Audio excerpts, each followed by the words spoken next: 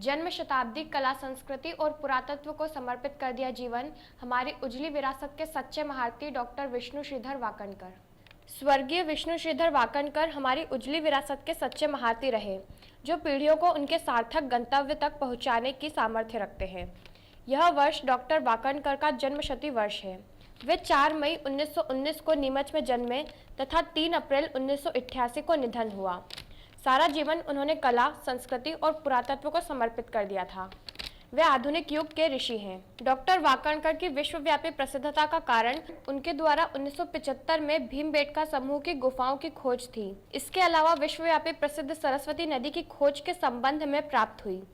बिना किसी अपेक्षा भाव के पूरे मालवा में ऐतिहासिक स्थलों का उत्खनन किया। मनोटी, इंदरगढ़, कायथा, दगवाड़ा, रुनिजा तथा नागदा से लेकर मंदसौर, जावद और नीमच तक के क्षेत्र में उत्खनन कर वहां के अनजाने इतिहास को उद्घाटित किया और उन्होंने उज्जैन के सिंधिया प्राच्य शोध संस्थान में रहते हुए सबसे महत्वपूर्ण कार्य किया कि इस संग्रहालय में अनेक दुर्लभ पांडुलिपियों को संग्रहित कर उनका अध्ययन किया। पुरातत्वियों की नई पीढ़ी श्री विष्णु श्रीधर वाकणकर के पद चिन्हों पर चल भारत के गौरवशाली इतिहास की पुनर्स्थापना कर राष्ट्र व विश्व का मार्ग प्रशस्त करे, यही राष्ट्र संत के चरणों में सच्ची श्रद्धांजलि होगी।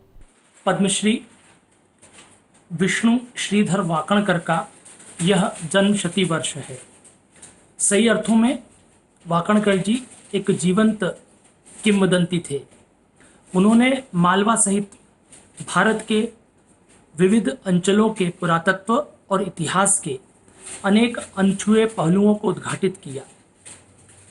लगभग 50 वर्ष पहले उन्होंने भोपाल के समीप भीमबेटका नामक स्थान पर प्रागैतिहासिक शैलाश्रयों की खोज की और वहाँ की जो चित्र श्रृंखला है उसका गहन अध्ययन किया और उसके माध्यम से उन्होंने यह प्रकट किया कि भारत अनादिकाल से मानव सभ्यता की महत्वपूर्ण रंग स्थली रहा है।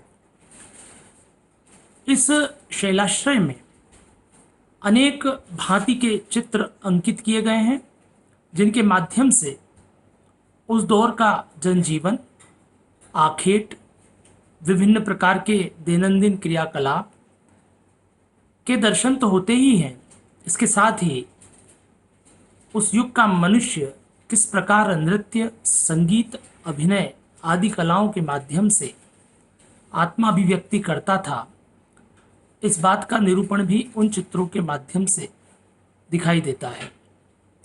वाकणकर जी ने वैदिक लुप्त सरस्वती की खोज भी की।